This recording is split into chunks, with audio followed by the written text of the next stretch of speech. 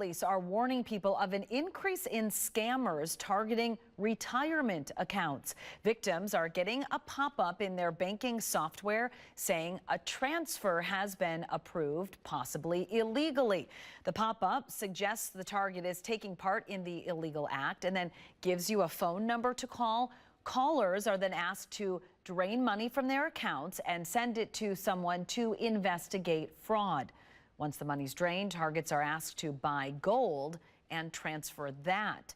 So a lot of elements there. Madison Police has some advice for you to stay safe and avoid this scam. Be suspicious of anyone asking to transfer funds over the phone. Report suspicious account activity to your bank right away and look up phone numbers to test legitimacy.